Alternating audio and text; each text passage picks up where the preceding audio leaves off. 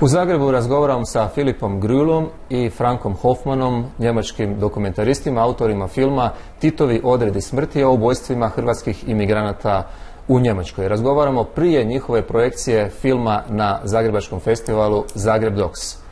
Willkommen bei Zagreb. Hello. You have been here before, both of you, during the research also, but you, Frank, during the war also in Croatia and Bosnia. So after all these years you've been involved, so what is your perception of this area? Oh, that's a very big question, if I may answer for the first moment, to put it in two short sentences.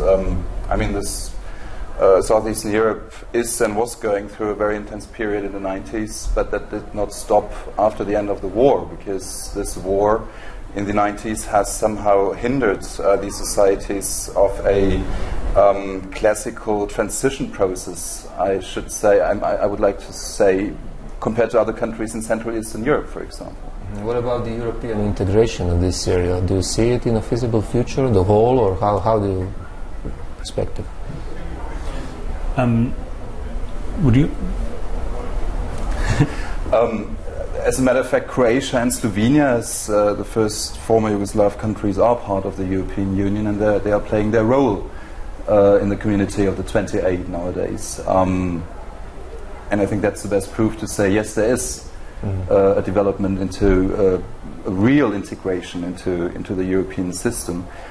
However, of course, many people would say it should go faster than it's actually doing. We have the problems literally in Bosnia-Herzegovina with a constitution that has its problems in the daily life, politically first of all.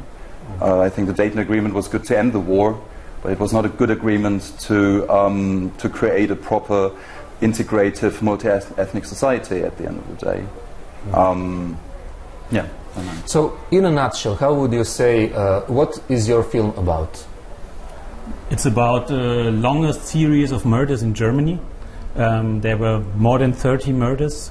We believe that a lot of more than 30 murders of Yugoslav exiles in Germany, especially from Croatia, and this is the topic. And it's a topic which wasn't really told in Germany yet. The German public doesn't really know about it. How did you pick up this subject? When it was before Croatia came to the EU, we did, or I did a movie about the Jurikovic case in Wolfratshausen near Munich, where Jurikovic was murdered. And in the beginning it seemed to me that it's one mystic murder case with spies and everything and Secret Service. And during research, it showed up that it's just one case, and there are a lot of other cases which happen, especially in Bavaria, in the southern part of Germany, and also in the rest of Germany. And that's where the research started, and that's where we knew each other, because Frank was working on the same field, and then we got connected and we said, yeah, let's do a film together. What is the perception of Josip Broz Tito in Germany? What did you learn about him in school? I mean, these are two different questions, but you can answer both of them.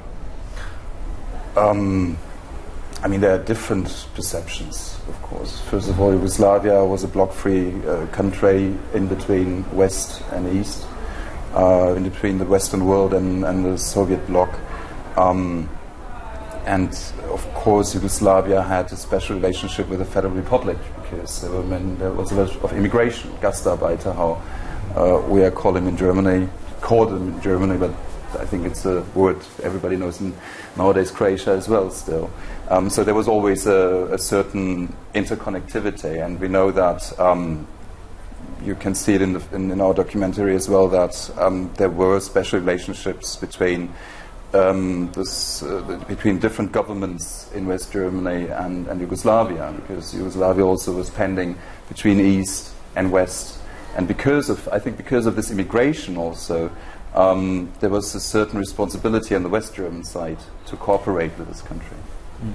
And for the German people, it was, I think they see Tito, saw Tito, or still see him as a nice socialist, a nice communist way. It's not like Stalin, it's like socialism light and a nicer way, and Yeah, one reason is that they don't know what the Secret Service did in Germany and in other countries. And yeah, I also think it's because many Germans came for holidays here, saw that it's quite a warm welcome for them. And yeah, I think this influences the way they see Tito. Yeah, but at the same time, there was another story that you researched. There were killings going on. There were some, and also you interviewed a lot of probably the families of the victims. So, what is your perspective after all this? What is your conclusion? Well, if I may, first of all, I think the core of the film, on a moral basis, is that until today, the families, the relatives of these victims, that were very often totally non-political at all. Maybe husbands were, and they played a certain role in the diaspora. Some were Democrats, others were really right-wing politicians working from this perspective against Yugoslavia. But they were always the families, and we spoke to many mothers, wives, children, that until today do not know what really had happened there. And I think that's, from a moral perspective, a very important issue, especially these societies here, and a society like Croatia that is part of the European family nowadays, should really tackle. Because we have our experience with the East German Secret Service, with Stasi. Poland has its experience with the Secret Service at the time there, especially talking about Solidarność, beginning of the 80s.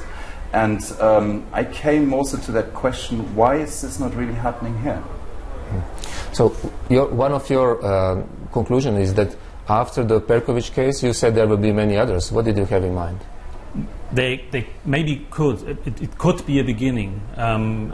Because, yeah, it's, as I said, Perković case is just one. There are 30 others and maybe plenty of others in addition to that, which we don't know yet. Because after the movie, there were families of people calling us and telling, oh, a husband, a father was murdered too here, and we saw your movie, and maybe this is also one part of this series. And so the Perković trial could be a start, to bring it up and to give these families answers. Mm-hmm. There are also other cases that are not related to Croatia, nowadays. So there are Albanian cases, Kosovo-Albanian cases, there are Serb cases. Mm-hmm. And of course, nowadays Slovenian connections are there as well. So why did the German prosecution and German courts didn't start the investigations, and German police didn't start the investigations and the court proceedings before the Yugoslavia fell apart? Because you said it was a 30 or something murders, and still, as far as I know, there were no sentences or court proceedings. There were investigations, and we got access to this archive material, and we found a lot of evidence police was able to reveal, but there was always a certain point they could not cross, and this point has a source in the fact that a lot of these killers were able to cross a border, first to Austria and then to Yugoslavia. So that was the most important reason why then suddenly there was a black hole for these investigators. Again, we saw a lot of files. We saw many files that suddenly stopped because they couldn't move on. Another issue I must say is also that maybe in some cases the investigations were not as intense as it had been maybe if it had been a case amongst a German and a German, for example. And this is also a shadow that is lying somehow on the immigration society that West Germany was not at the time. Because these communities, let it be from Yugoslavia or from Turkey, were always treated at the time, I'm talking about the 60s, 70s, as a group of people that will leave after a while because they are just foreign workers there for a short period of time. But we do not have enough evidence to really make a strong thesis out of that. But there's a little bit of shadow on that. Yeah, but there's, I mean, it's also very scandalous, and I think this is a big provocation for every country, that the foreign secret service from another country comes to your country to kill your citizens. So, one of the points, as I understand in your movie, is that basically the German secret service were sometimes giving the information or the data, as I understand it, to UDBA. The thing is, you had some double agents who were working for the German secret service and the Yugoslav secret service, and the Germans knew that in some cases, which is very problematic.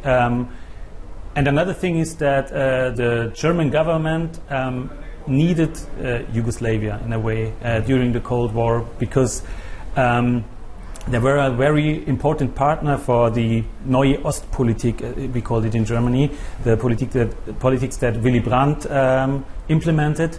And so this was the reason why they didn't criticize that publicly, because if you see a foreign secret service murdering in your country, and they knew that the German politicians knew that this was happening, then you can criticize and you can tell the diplomats to leave the country, or a lot of other things, and they didn't do that at all. And this is also a fact which didn't encourage the German prosecutors to clear this up.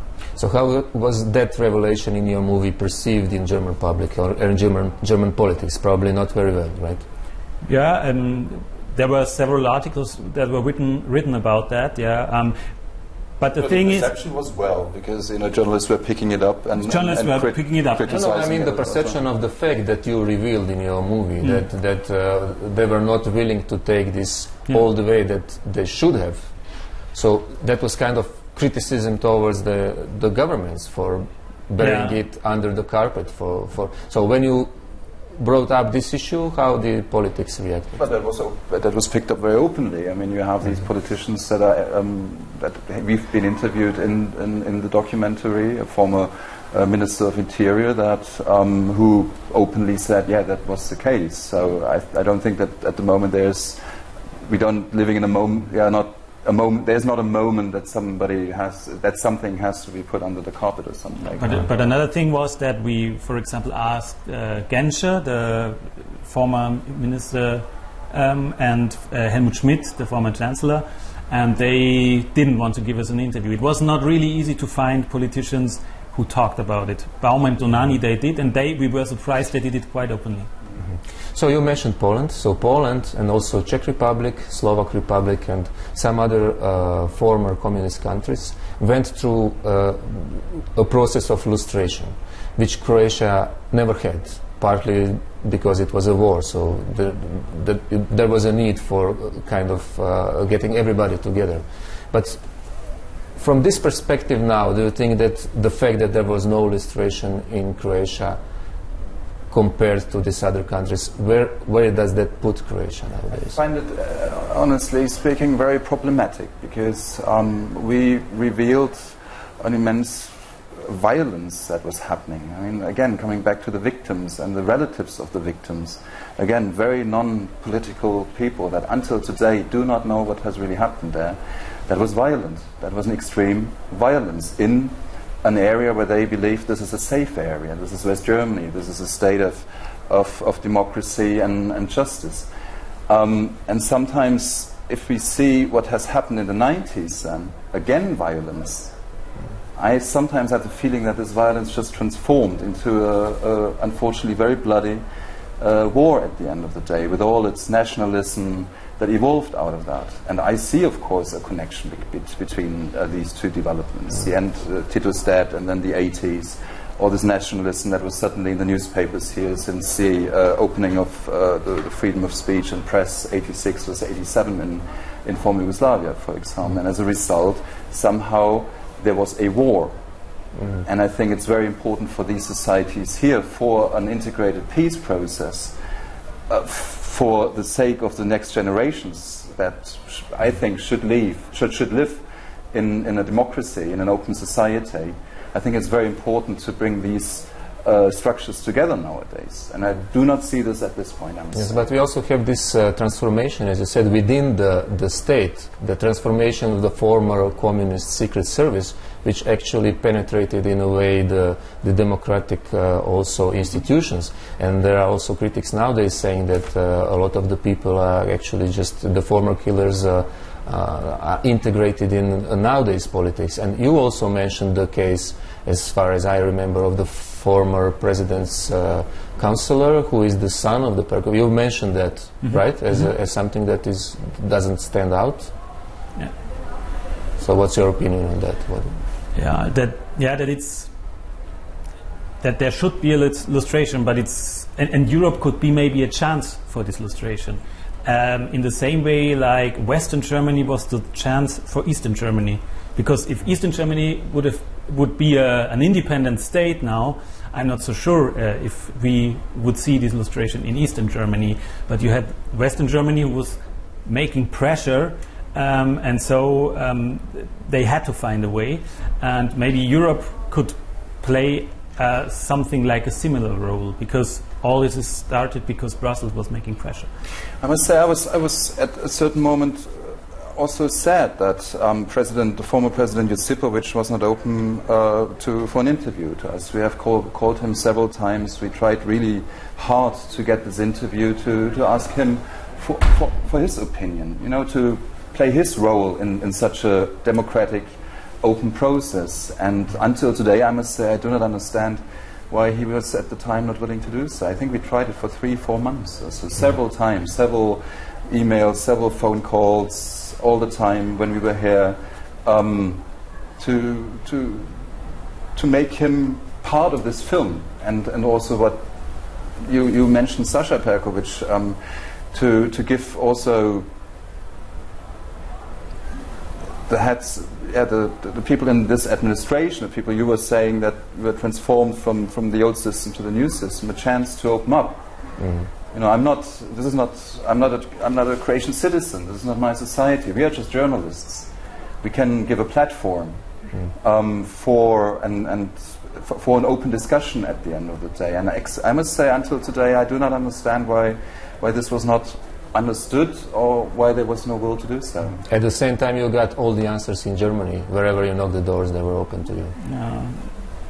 Again, there were we called former Foreign Minister Genscher, you probably know, and former Chancellor Schmidt. That was hard, but at the end of the day, we got representatives of the old system, and it was also the archive work was possible. I think this is very crucial. Until today, it's very hard to get access to archives here. And we are talking about a period that is over more than 30 years. According to European law, archives should be open for historical work after 30 years. There are EU societies like UK, also our society, also Germany is not always going along with that. But this should be the goal. That's the reason for that, because temporary history has then a chance to influence a society, hopefully for the better. Okay, thank you very much for this interview for Croatian television. Thank you. Thank you. Hvala vam puno. Poštovani gledatelji, hvala što ste bili s nama u ovom intervjuu.